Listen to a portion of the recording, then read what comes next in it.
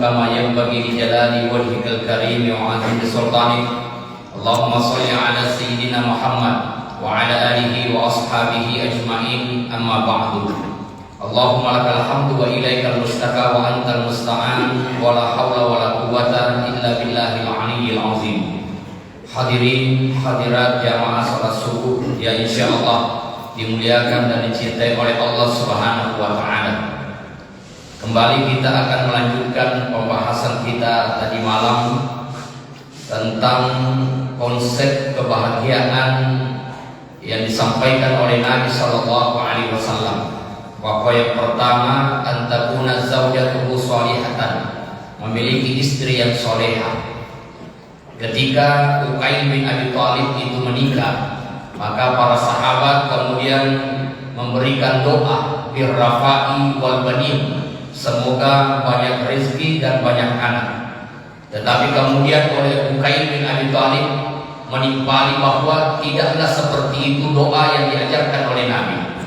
Tapi doa yang diajarkan oleh Nabi ketika ada orang yang menikah adalah barakallahu laka wa baraka alaika wa jama'a bainakuma fi khair. Semoga Allah memberikan keberkahan, semoga Allah menetapkan keberkahan itu dan mengumpulkan keduanya dalam kebaikan. Kenapa Rasulullah mengungkapkan dua kata barakah di dalam doa ini? Yang pertama, bahwa setelah menikah, jika pasangan yang diberikan oleh Allah itu sesuai dengan harapan, maka bersyukurlah kepada Allah. Dalam syukurmu itu ada keberkahan. Misalnya ibu macam nasu, ternyata betul dia pintar memasak, bersyukurlah, dalam kesyukuranmu ada keberkahan. Namun jika setelah menikah bahwa ternyata pasangan yang diberikan oleh Allah itu tidaklah sesuai dengan harapan, maka bersabarlah. Dalam kesabaranmu juga ada keberkahan. Misalnya ketika calon istri kita lihat pendiam sekali, mama pola, dan itulah yang membuat kita tertarik karena dia pendiam. Ternyata setelah menikah nenak. Orang namanya makin rumah bicara jatuh. Tapi insya Allah tidak ada di sini. Maka kalau memang tidak sesuai dengan harapan, maka bersabarlah. Dalam kesabaran itu pula ada keberkahan. Itulah makna kata berkah dua kali dalam doa tersebut.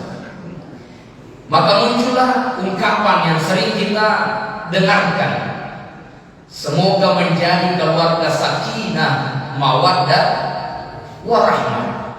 Sakinah itu artinya tenang. Nabi Adam alaihissalam yang berada di dalam surga, walau berbagai macam kenikmatan yang Allah berikan, ternyata dia masih tidak tenang. Ternyata dia risau.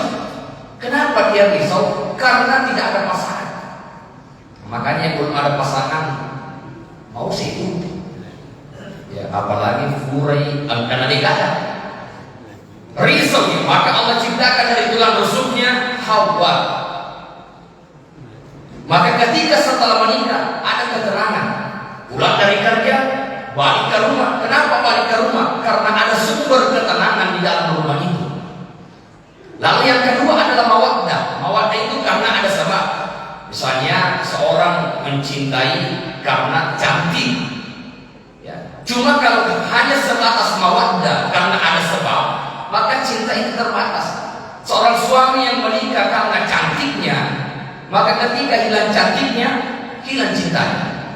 Siapa yang menikah karena harta, ketika harta habis, hilang cintanya. Ya. Maka dia harus naik pada level yang ketiga, itulah warahmah. Warahmah itu kasih sayang.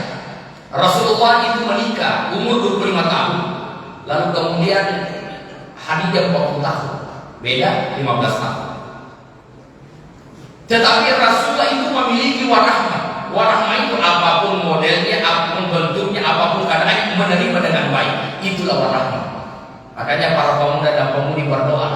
Misalnya ada seorang perempuan yang berdoa, ya Allah, berikanlah aku suami umur 25 tahun, kulitnya putih. Lengkap doanya. Jangan pernah berdoa, ya Allah, berikanlah aku jodoh sebarang. Yang penting ada, dari itu kok.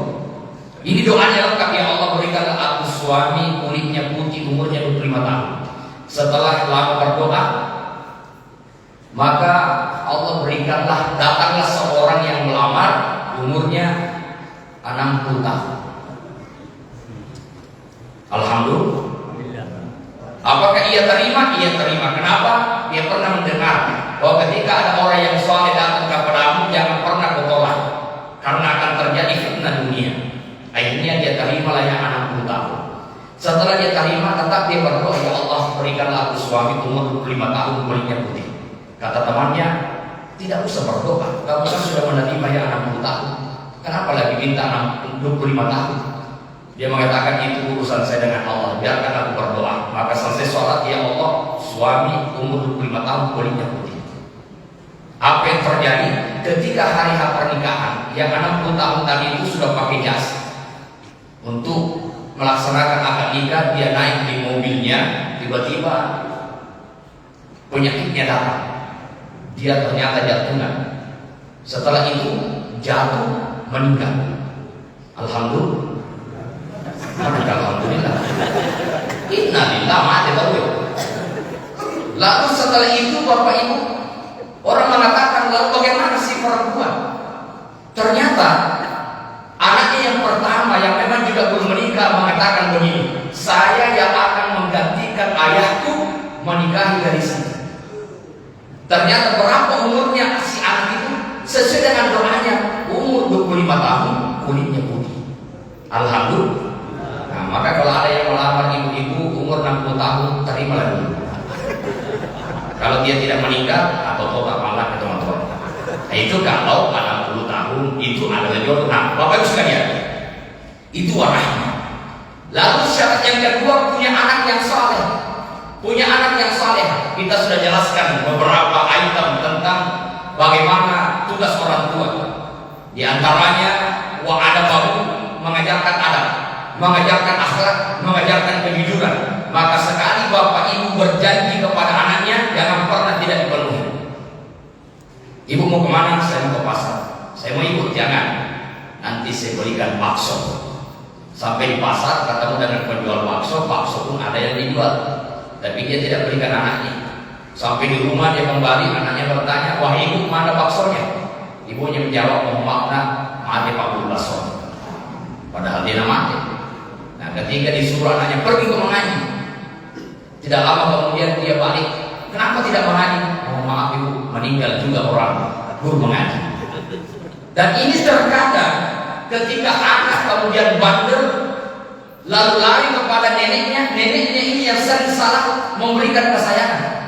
Nenek saya tidak mau sekolah, bapakku memukul saya. Kalau tidak usah ke rumahmu, di rumah nenek kau tinggal di rumah neneknya.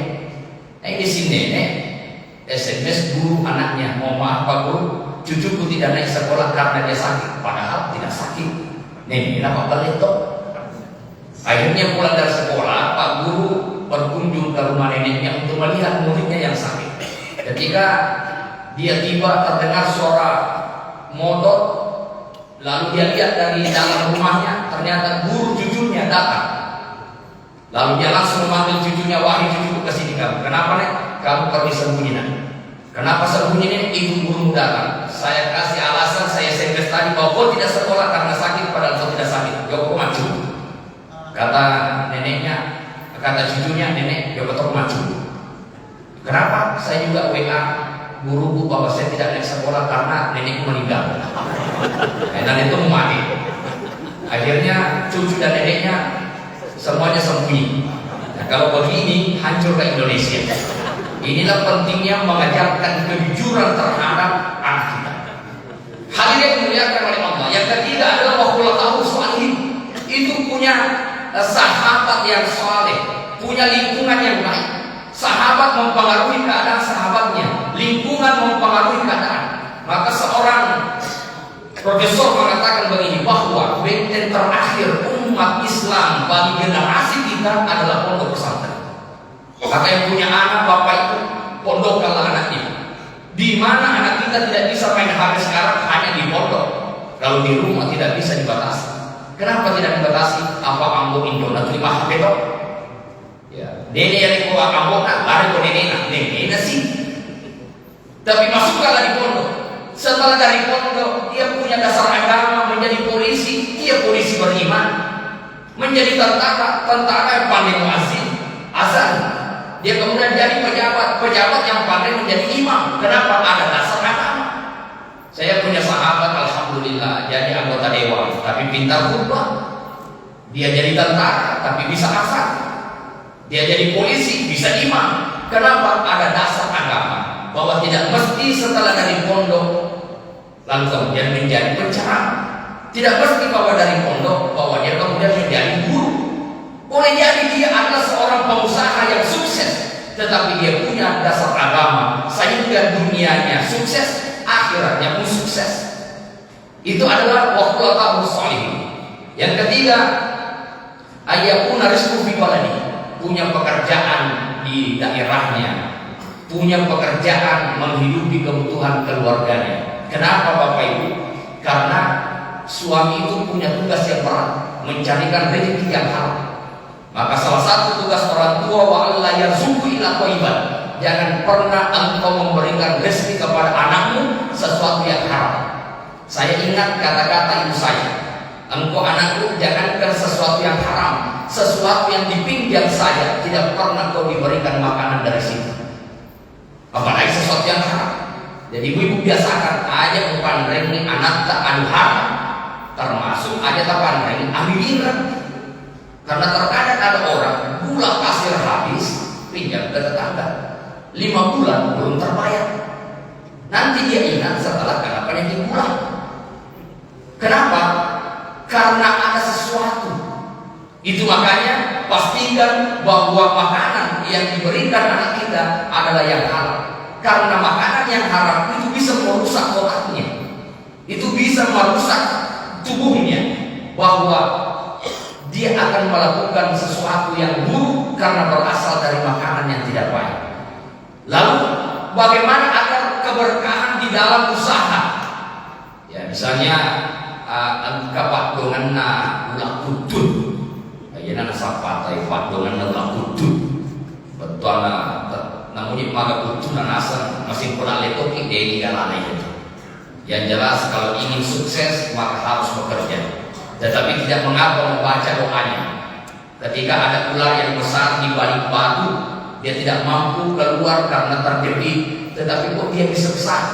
Ternyata si ular tadi juga berdoa dengan doa Subhana man khalaqani wa lam yansani minar rizki.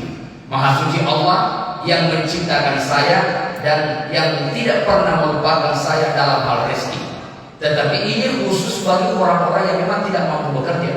Bagi kita yang sehat, bagi kita yang kuat, maka bekerjalah sambil berdoa. Bekerjalah sambil berdoa. Ini berangkat ke tanah suci, baca doa Allahumma rzuqni ziaratal haramain, sambil kemudian menabung, sambil bekerja menabung dan mengamalkan 2 surah. Bisa diamalkan surah yang pertama, surah Al-Waqiah. Kalau surah Al-Waqiah diamalkan belum naik-naik, amalkan surah yang kedua, surah tanah. Jual tanahnya, berangkat. Bagaimana agar keberkahan itu hadir? Pertama, Allah yu'akhira syai'an min fara'inillahi li ajalil kasbi wa la na'sa fiha. Jangan pernah engkau mengakhirkan kewajiban kepada Allah karena usahamu, dan jangan pernah mengurangi ibadahmu karena usahamu. Nah ini kan minggu terakhir Ramadan, yang penjual baju, yang penjual soko, yang penjual kue sudah mulai. Ya, saya bersyukur di Sorong ini tarawih alhamdulillah masih ramai. Dibanyakan masjid. Kalau minggu terakhir begini tinggal separuh. Kenapa? Makun raya, makun rasa, mak bepah, lakinya dia berjualan karena terlalu banyak pembeli. Tetapi ingat, agar keberkahan hadir, jangan mengurangi, jangan engkau mengurangi kewajiban karena usaha, dan jangan engkau mengakhirkan gara-gara pembeli engkau mengakhirkan sholatmu. Termasuk maknanya adalah kewajiban-kewajiban yang lain seperti zakat. Jika memang sudah sampai nisabnya dan sudah sampai haulnya, maka keluarkanlah segera. Ya, apalagi kalau ada yang berjanji sama panitia, besok saya akan menyumbang 1 juta. Oh, jangan tunggu besok. Kalau pulang ke rumah banyak godaan. Oh, 1 juta itu bisa beli baju sekian. Banyak godaan. Yang namanya sedekah harus pasti laluran. Ada dikasih laluran, mereka gangguan, termasuk gangguan di rumah. Ya, beda kalau istri-istri yang ada di Sorong, insya Allah, nama 10 juta, Marioto. Ya, kenapa kau menangis? Yang membuat aku menangis, wahai suamiku, lemuna nyawamu. Tokomu engkau, orang matingkah, tokomu bilang, jika anak dia rupa terikat, lemuna nyawamu, joko komataraw, dua sekumu tepang. Oh ibu, biasa mau tiga kali gara-gara makan. Nah, ada suara. Itu aja tak tinggal tuh. Itu yang membuat saya menangis. Nah, itu bagus. Ya, kemarin saya lihat panitia hitung kotak amal, alhamdulillah ada uang 100, tapi jadi ini ada uang 50, ada uang 20, kira-kira 5, ada uang 10.000, kira-kira 30 atau berapa itu 50, yang kebanyakan 2.000. Inilah yang membuat menangis. Inilah Khadijah menangis karena tidak menyangka seperti itu. Lalu kata suaminya terus, kamu tersenyum, berapa yang harus saya masukkan di kotak amal? Saya akan tersenyum kalau setiap tarawih engkau masukkan di jaringan 500.000. Maka dia kena ikut jawab, ya bosin tadi. Sisi lo berjawab, sisi lihat tadi. Nah, inilah beramal di akhir Ramadan. Usahakan perbanyak beramal, karena Ramadan segera akan meninggalkan kita. Ikutannya isalehi alina salehi. Maka jangan mengakhirkan kewajiban terhadap Allah, termasuk Bapak Ibu yang punya kemampuan lalu tidak berangkat haji. Jangan alasan antrian lama, tidak. Daftarlah ketika ada kemampuan. Persoalan engkau akan naik atau tidak, itulah urusan Allah.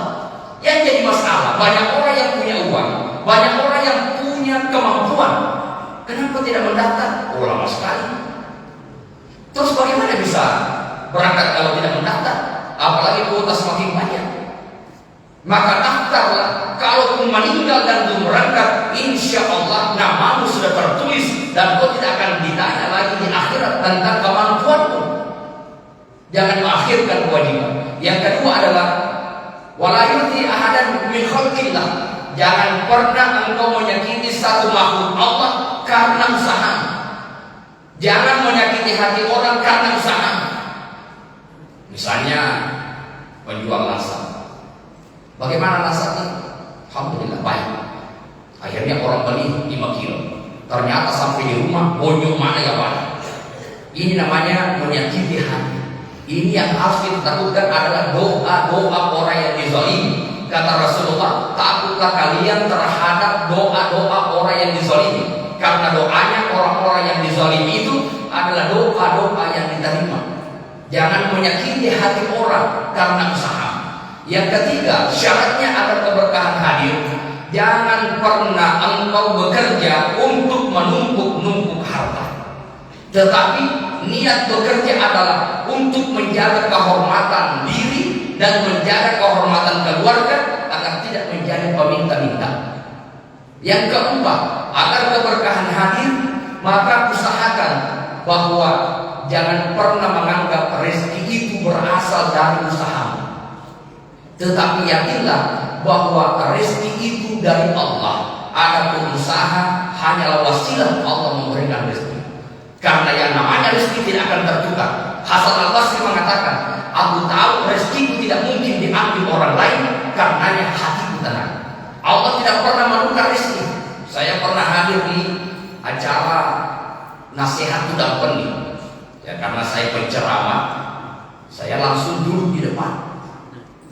Tapi oleh panitia acara, entah dia mengenal atau tidak, saya selalu disuruh pindah. Mohon maaf, ini bukan tempat saya pindah ke sini. Kontrolnya tak. Ya, nanti kontennya sedikit patah. Akhirnya saya pindah. Tidak lama kemudian datang lagi, mohon maaf, masih ada orang di situ khusus. Saya pindah lagi.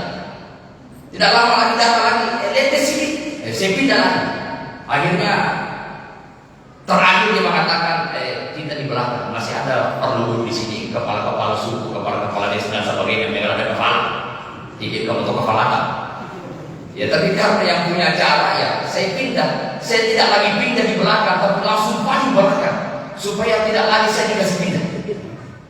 Ternyata apa hikmahnya? Di belakang itu ada barongko. Ada barongko. Allah Maha tahu kamu dari sekian jauhnya naik mobil belum makan. Ada makanan di depan, tapi dia terbungkus rapi. Dan itu saya malu. Akhirnya saya dikasih pindah sampai di belakang. Nah di situ ada ibu. Tapi silahkan dimakan, kok udah terus nih. Ternyata setelah nama saya sebut bahwa yang akan ceramah adalah Usman Fatihah. Oh, saya maju dari belakang. Saya lihat wajahnya ini cepat Irfan. Ternyata yang dikasih pindah itu adalah penceramah. Maka setelah acara dia datang dan minta maaf Pak Ustaz, saya tidak tahu kalau kita ceramah. Saya mengatakan Anda tidak salah dan saya berterima kasih sudah dikasih pindah. Barakah menufalitika najinna burung. Wassalamualaikum warahmatullahi wabarakatuh.